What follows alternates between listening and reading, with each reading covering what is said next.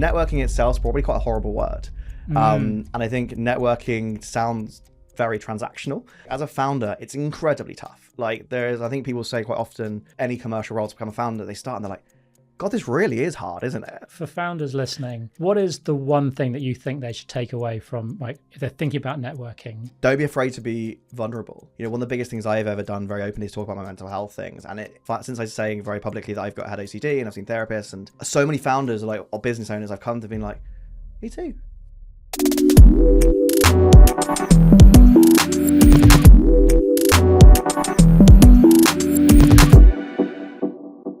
Hi, I'm James Johnson, founder and coach. This is Peer Effect, the podcast where we look at how you scale your business and 10x it. Like me, networking feels kind of uncomfortable.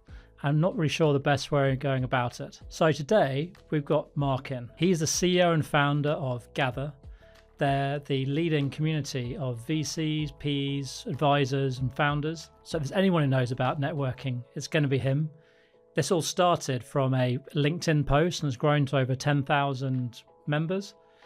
Mark himself has a strategy and investment background, so very interested in both founders and scaling.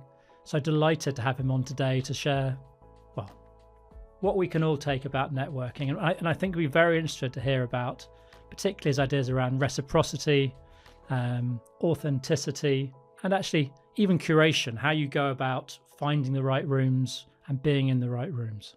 So, no further ado, let me jump to Mark. Great to have you, Mark. Thank you very much for having me. Very excited to be here. So, Mark, before we dive into sort of all things networking and investment, tell me a bit about MasterChef. Yes, so that's always been good. It's always been my fun fact I've got permanently lying around for life now. So yeah, MasterChef. I was meant to. So I got a job offer from one of the large investment banks here in the city, in sales and trading, and I was graduating in my 4th year of university. I was meant to kind of start that.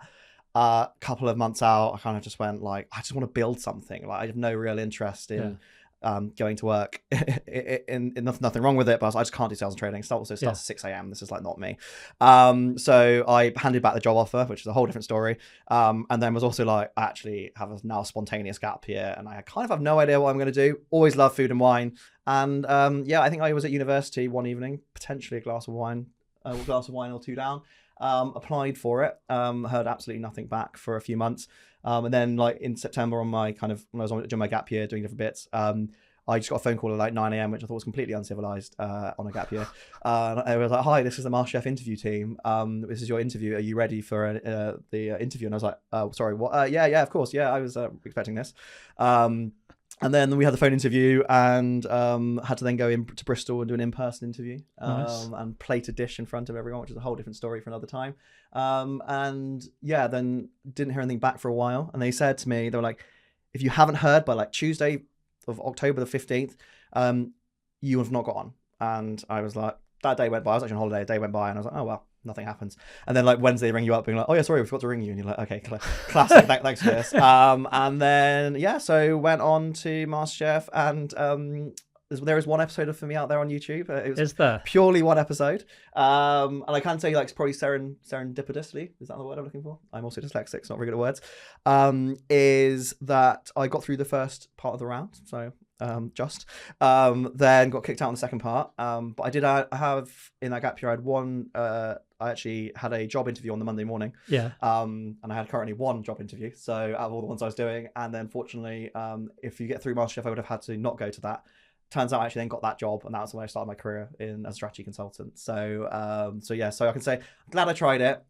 Probably better that it didn't work out. Otherwise, I'd probably be some form of I don't know where I'd be. But yeah, it's definitely a fun experience. So there's an alternative version of you, sort of a sous chef with an interest in business rather than a business person with an interest in food. Yeah, there is in a different parallel world out there. There is someone who didn't mess up their chocolate dessert, and on that I'll probably call it quits on that note. Who's had a very successful chocolate dessert and now likes business on the side.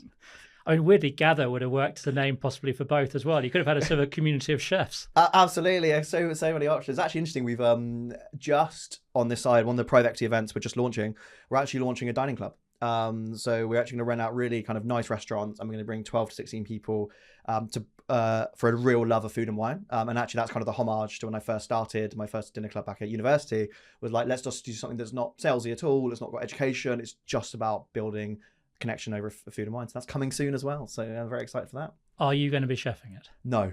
I will be firmly in charge of the wine list and firmly in charge of picking the menu. Amazing.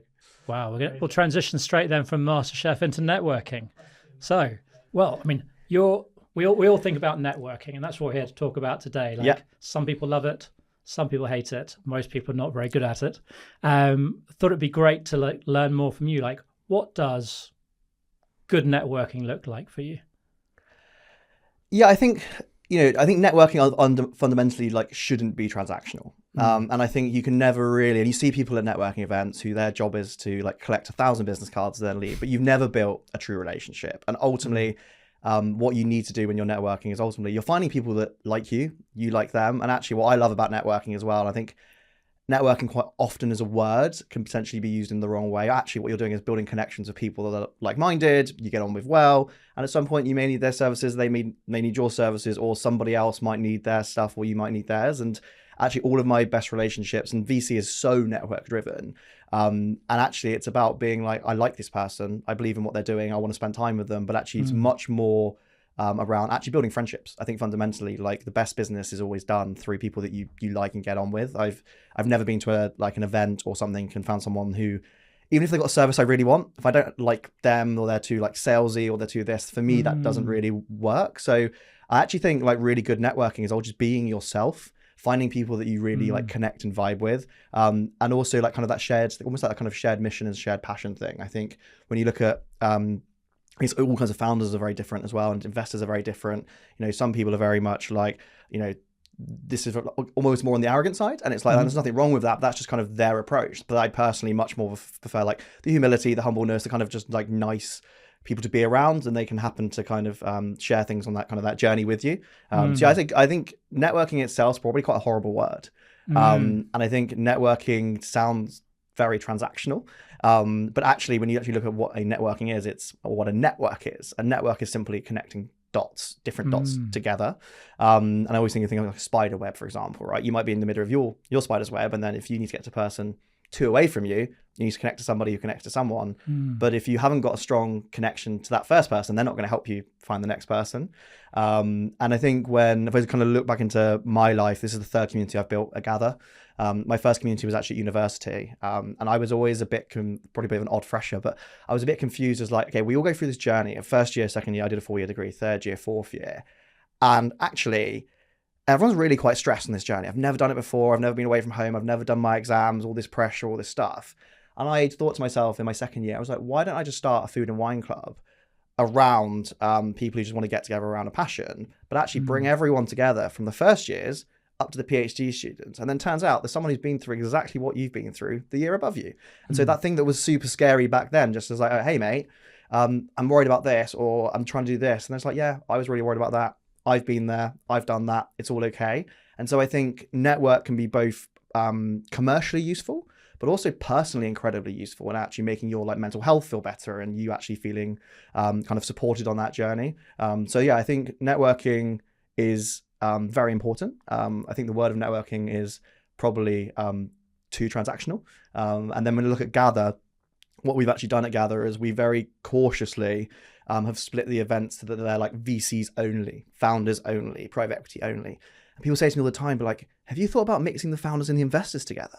I'm maybe once or twice. I don't know, I quite try to say it in an arrogant way, but I'm just yeah, we have. And we're actually, in exciting news, going to be launching something coming soon around that area. But actually what we decided from day one is that if you bring people together who need a transaction, you don't build a community, you build a transactional network. And a community is not a transactional network. It's a kind of peer group, a supporting piece where you can kind of learn, develop, and support each other on a journey. If you have a founder group and a VC group at one event, they're there for one thing, deal flow, which is completely fine. And there's nothing wrong with that at all. But that's not what we're trying to build. And what we always felt around was that community has longevity. Transactions have a time of the transaction length. So yeah. But let's say for people listening, they might go, oh, well, the only reason I'm going to this event is because I want something transactional. It's kind of, I want, in your example, I do want deal flow. Like as a founder, I want to get investment. As a VC, I want to find flow. How does that fit then within that model? Like it seems like saying like actually what we want to focus on is relationship. Yes. Which then might lead to transaction, but that feels slower. It's definitely slower. Yeah, I think it's like all good things in life. Mm-hmm. Like things just take time. And I can't imagine if you look at, any of your closest friends or something, if they came to you like, oh, hey, can you introduce me to this? You'll be like, yeah, sure. I know you. I vouch for you and I can do that. If someone comes up to you and was like, I saw you're connected to this person I want to speak to on LinkedIn, and they met you for 3 seconds at an event, swapped a business card and walked away, you're going to be thinking, okay. There are different, like with all sales, ultimately, like there are lots of different speeds of things, direct outbound, like LinkedIn cold calling, like, PPC ads. That's quick. That's transactional. That's like, hey, this is what I'm offering you. This is what I want to do. But I think if you're trying to build a reputation as well in an industry, like people know you, you're trying to build longevity of yourself and your vision of what you're trying to do. And also, I think in like a non-selfish way, it's like giving before you're taking as well. And like, there are also different needs in the business. So like right now, we do cold outbound, and we like message people about X, Y, and Z, being like, do you want to come sponsor our events? And like that is one part of it. But a lot of our work then comes from the inbound of people being like, oh, I've been to your events and I've seen this and I like what you do and I've recommended it to my friend. And those sales are ultimately much easier, but they take longer. And so I think every founder and every person, not even founder, like every person in the world needs to always think about like the short term and the long term. And then when you think about your own friendships and the parallel of that, right? You're like, well, I haven't just gone through my life being like, well, right now I need someone to go on holiday with. So, hey, you'll do. And then tomorrow I need something to go and play squash with. So you'll do. Like you build friendships and you build relationships over your life because there's like almost the core stability of it. And then I think from a mental health point of view, and I always speak massively about mental health, having my own kind of bad experiences. And so I've got OCD and generalized anxiety disorder, and went through a whole not very nice phase for a while and saw a lot of therapists. And I went through with all of that bit. It's about having that support network though. And actually, like as a founder, it's incredibly tough. Like I think people say quite often that, and I find the more people you see who like left VC or private equity or any commercial role to become a founder, they start and they're like, God, this really is hard, isn't it? Like it's harder than like kind of anything that probably anyone's kind of probably done before. When if you don't wake up and like focus on certain thing, or you don't do any work today, like nothing happens. You're not being paid for that day. And so I think when you look at it from like building a business point of view, networking is as much about having that support network around you. So when you're in your low moments or you're struggling, or you're just like, I've got a question about how do you do your leads or how do you do your sales? Like that's a lot of value to the overall success of the business, not just revenue chasing. And so I think, yes, there's always events for transactional things and that's important, but you could go to an event, meet another founder, build a really good relationship with that founder, and then that founder's probably raised from other VCs. Like then they'll introduce you to those people, but they'll vouch for you. Whereas if you just come in and say, who do you know, introduce me, I can probably assure you that's not going to happen. So it feels like actually part of this is defining what success looks like from it. So if you're going, okay, well, I'm going to go networking, and actually success for me is I'm going to raise £1 million over the course of this evening. That could happen if you hit the right event. Very unlikely due to size over. But actually, if you approach going, actually success is widening my network, meeting people I connect with, building relationship, and setting the sort of the time scale more appropriately, maybe it makes it a bit more approachable. Yeah, I think I've been really lucky. So actually my whole, like, when you look at my friends over time as well, like my friends, I think it happens to a lot of people, though probably not a lot of people talk about it as much, is like your friendships really do change over time, right? Like you're at university, you might have had a few good friends there, or you might have started with 20 great mates at uni and then you get like 15 and then 10 and then 5. And actually I've met some of my closest friends now I've met in the last few years through some of my events or through somebody else's event. And actually it's like, okay, we all really care about entrepreneurship. We care about building these things. We're excited about that vision and mission together. That's quite different to a lot of people I went to university with. And there's nothing wrong with who they are, what they're doing. It's just we kind of was situational back then. And now when you look at my goals, my values, my mission, I align with more people than I sometimes do with others. And I think it's also, there's nothing right or wrong with any of this. I think it's ultimately what you want to achieve out of it. But personally, if I go with a goal of just like, well, if this event's been a fail, if I don't raise my £1 million, to use your example, then you're always going to feel disappointed that everything's never worked out. But actually, ultimately, you've probably met some amazing people. You'll probably be able to build some deals through them in the time. You'll probably be able to maybe build relationships, build support, help your business in so many other ways than pure direct cash. And in 5 years' time, that will probably happen. And so I think it's about all this stuff. It's about a good network is ultimately a bunch of really good people you can lean on, trust on. They can lean on you, and it's also reciprocal. I think too many people. There's a term in private equity was like, reciprocity, which I had no idea what it meant before I joined the world of private equity. And it's very much like, people are ultimately with the advisors, and they need to make sure they're happy and they make sure you're happy, and it's very much a two-way relationship. And I think in the world of commodities, so if you're doing like buying software or you're doing something that's quite low value, you can operate more on that transactional nature. As soon as you enter like 5-figure deals, 6-figure deals, like that's a world of relationships. Like I have to want to like you, have to trust you. And so I think with all things networking, it depends where you're on the spectrum, but the more you can give, ultimately, the more you'll get back, and the more you enjoy the journey. And I think the thing about success ultimately for me is like, I don't define success as like how many, one day, hopefully how many millions or billions in the bank. For me, I define success as my actual happiness. And if you define what I really love, I'm quite a big extrovert. I love meeting new people. There's a story or a little saying I've always had is like, the reason I love traveling or I love meeting new people at events is every time I meet somebody, my world view shifts ever so slightly left or right. And by doing that, you're kind of like, because you take on their view, you take on how they see the world, you take on their decades of experience in the world. And so you're like, okay, I'm not necessarily going to agree with everything you say, but I can at least understand your point of view. And I think being open just makes your journey so much more exciting as well. Because it feels then like this, you almost got to commit to it. Like if you're clear what you want out of it, and in your case, it's kind of success, but also happiness through meeting people. It's like any strategy. Like if you dip into it, it's probably not going to work because you need to commit to it for the long term. But you also need to be quite smart about it. Maybe like you need to make sure that you're sitting in the right rooms with people who are likely you could connect with and be authentic to and enjoy and actually want to build a relationship with. So it's like the identification of the right room is quite important as well. Yes, 100%. So curation is absolutely key. And by that, I mean, like, are you going to go into a room with people that are roughly similar-ish to you on a similar journey to you, and there's value on both sides. So at Gathr, when we first started, I mean, it was absolute carnage, but when we first started, I literally posted on like LinkedIn, hey, does anybody fancy that? Actually, seeing my therapist, and I've always been, so I started my first business, just a bit of context, when I was 14. So I started selling boat photos to boat owners. So I realized that boat owners had money, but what they couldn't do was take pictures of the boat on the water. So I borrowed my dad's 35mm film camera, which for many people probably listening to this will have absolutely no idea what that means. But film camera back in the day with a manual lens. I stood on the pontoon, took the picture, went to Tesco's, developed it, came back and sold it. And that was my first entrepreneurial experience. I was like, oh my God, you can make money by giving something that somebody wants. So that was kind of my first kind of entrepreneurial experience. As I went through that. And then as we kind of defined, I then got quite torn with the mental health stuff, being like, well, I want to build a business one day. I want to go and build something big, but then my anxiety was holding me back. So the therapist was like, well, the only way through this is to just put yourself out there and see what happens. So that's really the origin of what used to be called London Tech Drinks and now called Gathr. It was like a post saying, hey, calling all food lovers with like food, wine, entrepreneurship, like who fancies meeting for a drink.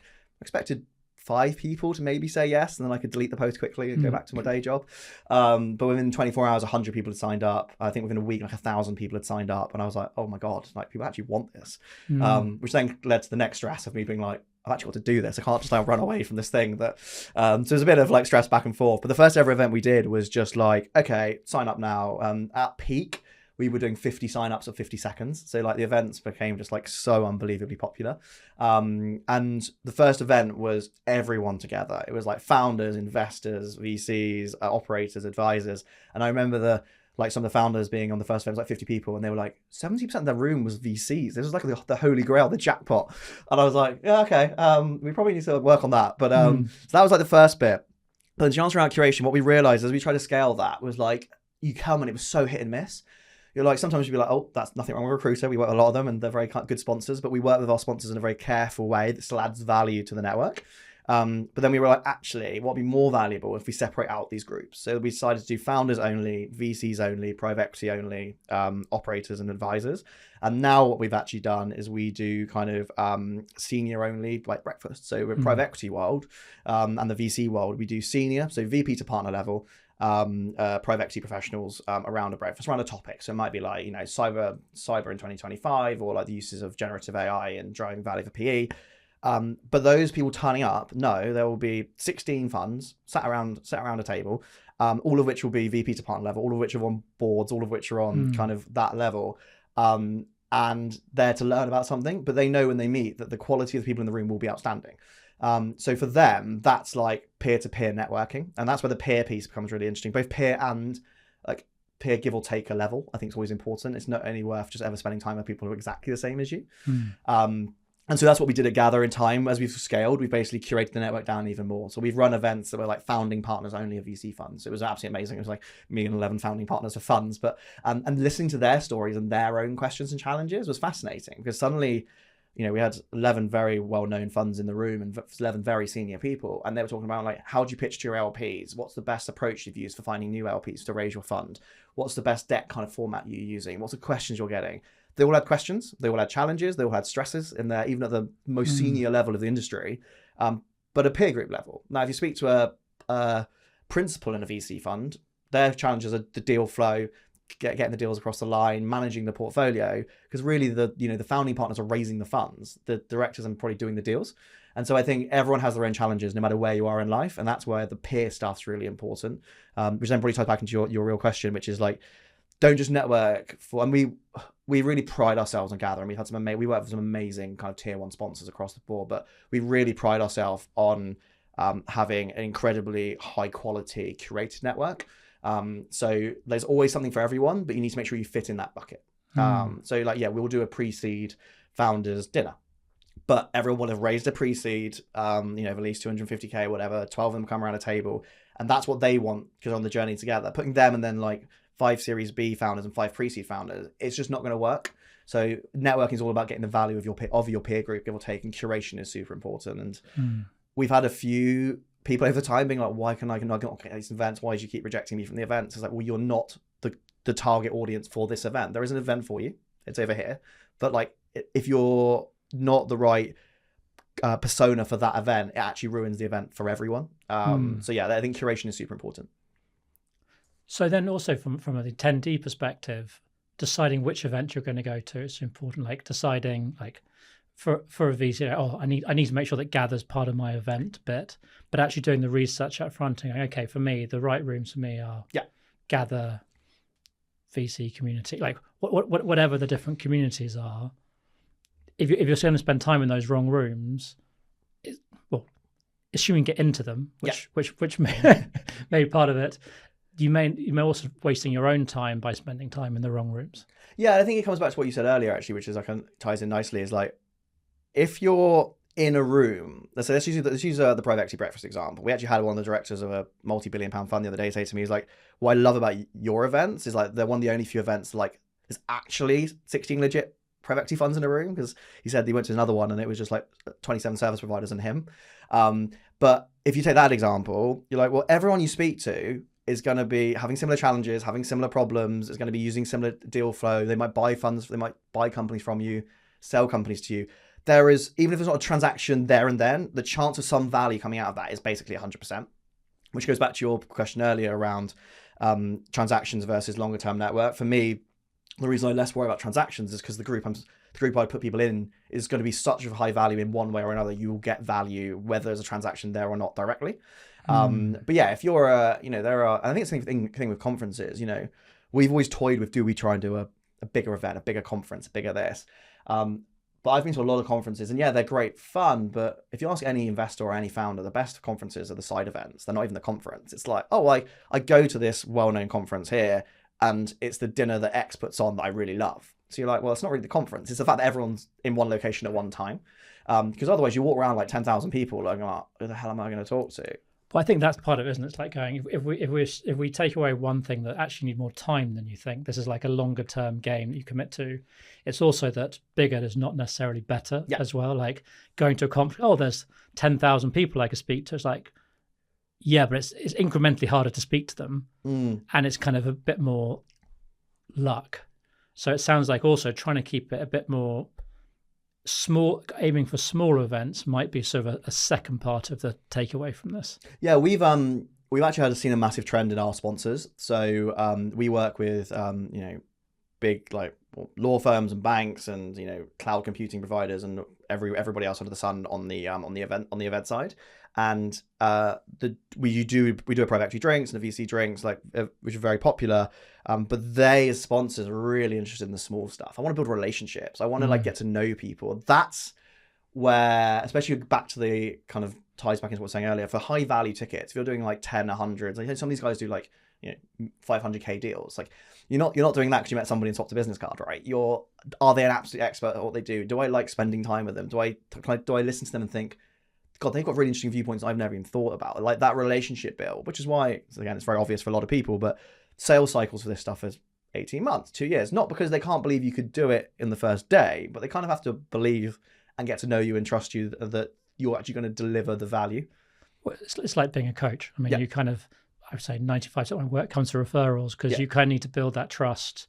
You work with someone for a year, 2 years, and then actually, you should speak. Like, it's not you ask for referrals. People start going, oh, here's a gift I can give my friend, or something that really works. Yeah. Because it's a big ticket, high impact thing. I imagine the same for what you're doing.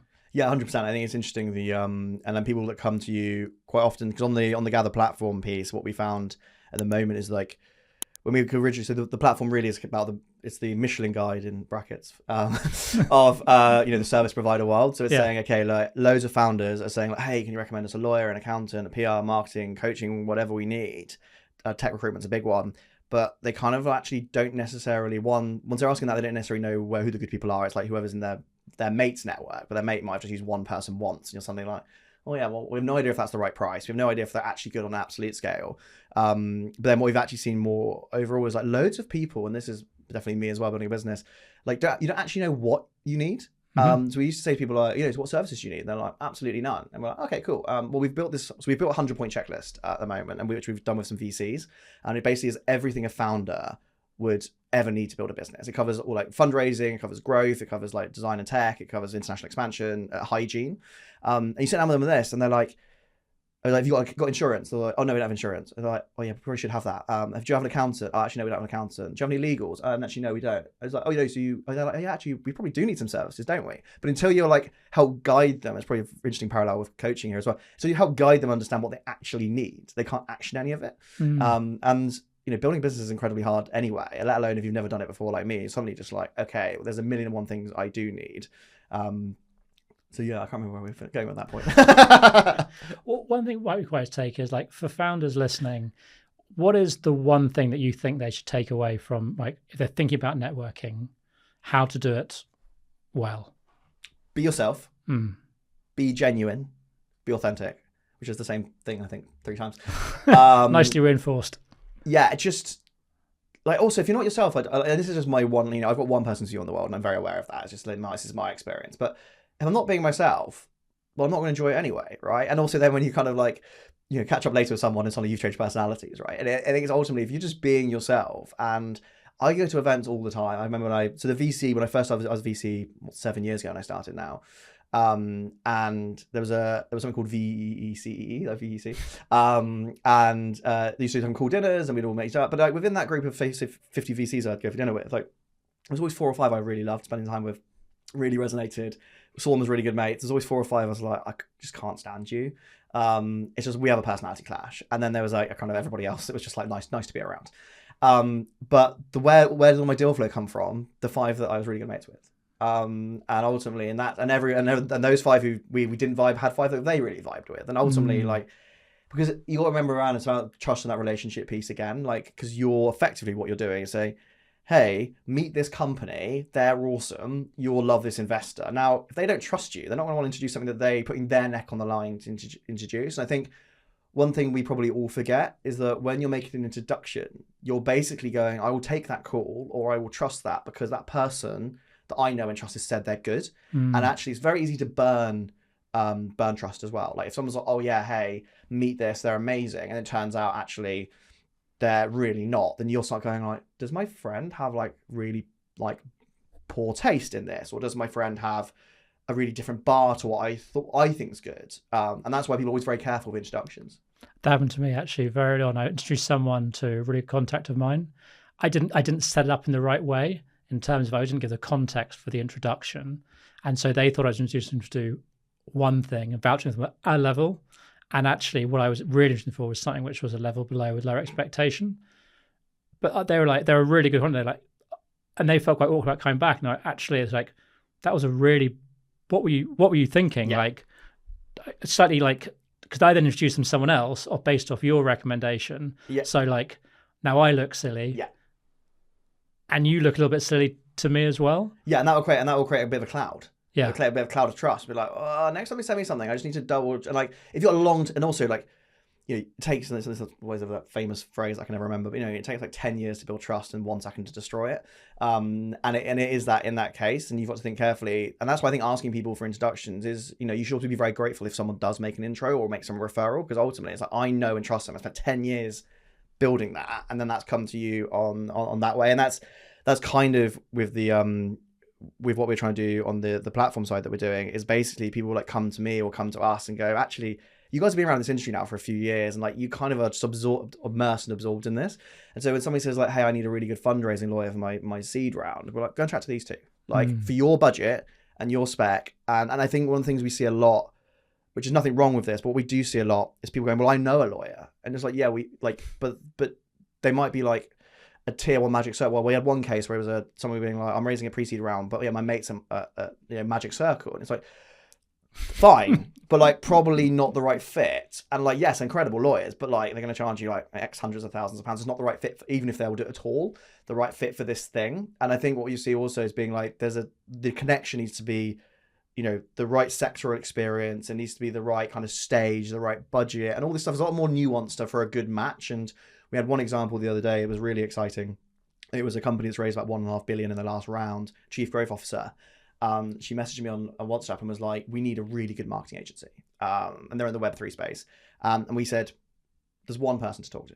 Like, just go and talk to this one. And she spoke to them and was like, oh my God, that was literally a perfect match. They actually signed a very large deal with them straight off the back of that, like very fast. And it was like in that way, and we're learning this a lot, it's less is more.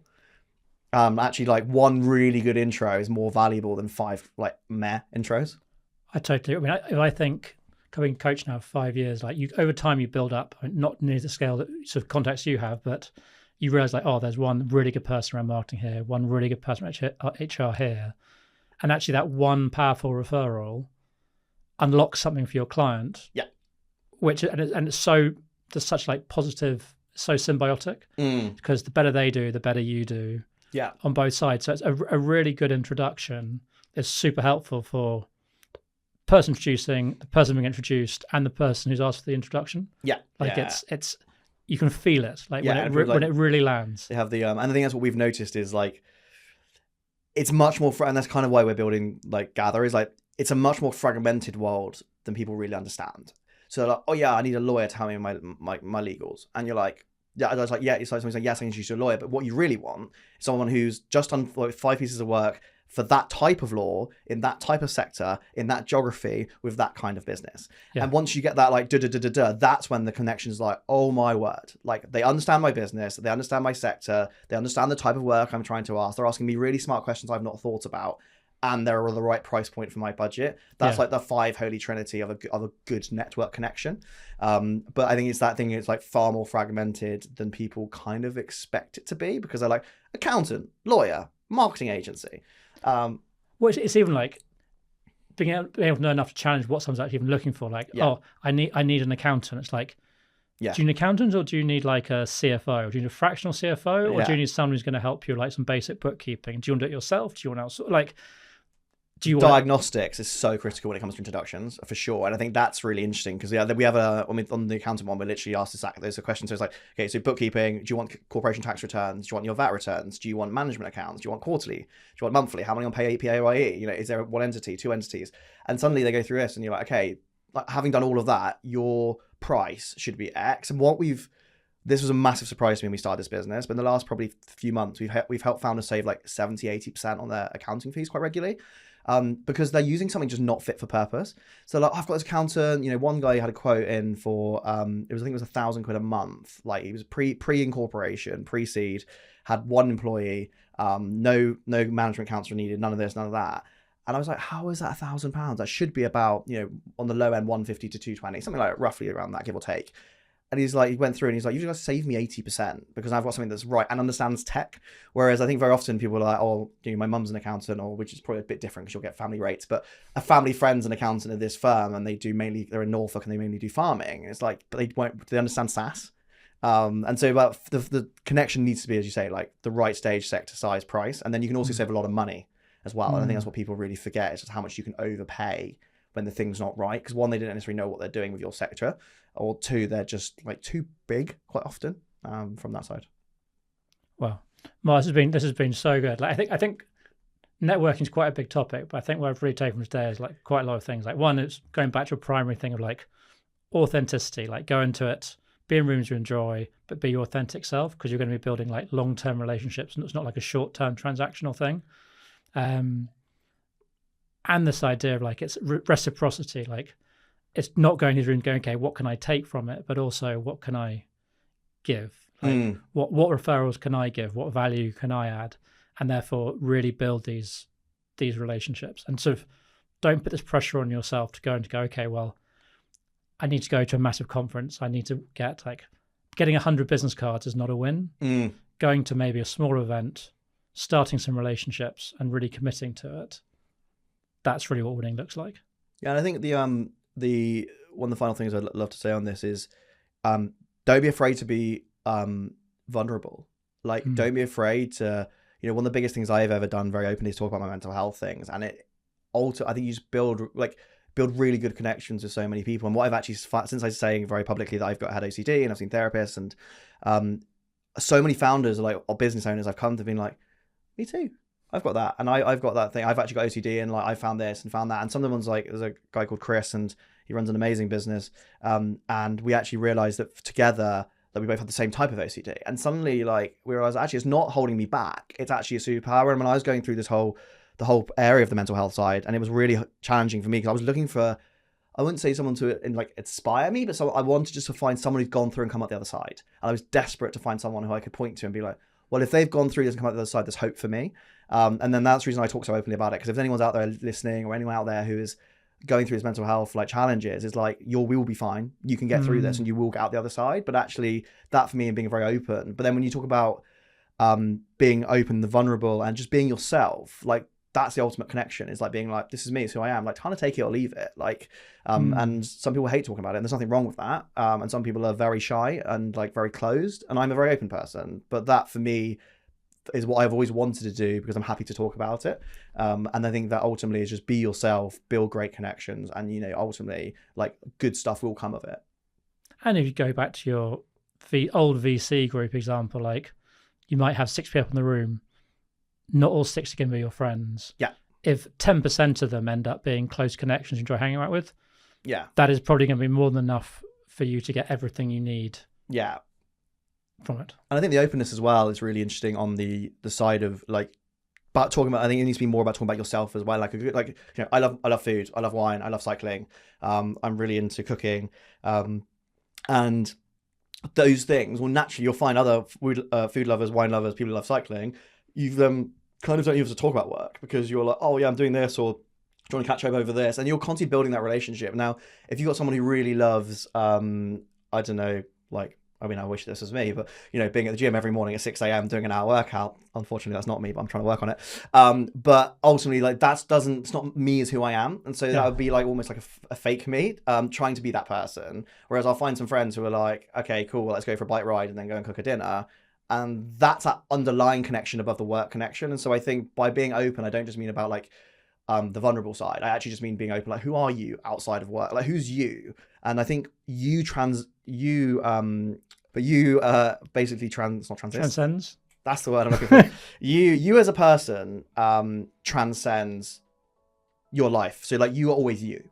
Now, whether I've been a strategy consultant, I've been a private equity investor, I've been a VC investor, I've been a founder, I've been kind of an operator, I've been a bit of an advisor. Like they're all different versions of me at different times of my life. But me, myself, has never changed. That's not quite true, but you know what I mean? Mm-hmm. Like you transcend what you like and your values and everything. And that's what people get to know. Like your actual job at that time will change. And so I think just being authentic around yourself, being open around yourself, because then people get to know you over 10, 20 years, ultimately more than like what job you're doing now. And some people might be really successful, make hundreds of millions, great, or they might make no money and that doesn't matter. But ultimately, like, you shouldn't change your love for them or your friendship with them because one day they're successful and one day they're not. Like, if you're genuinely built a friendship, it will transcend extreme wealth, extreme poverty, anything else in between, because you're there because you like each other as humans. Amazing. Thank you so much for coming on today, Mark. No worries at all. Thank you for having me. Yeah, it's a very, I'm not sure where those thoughts went, but there we go.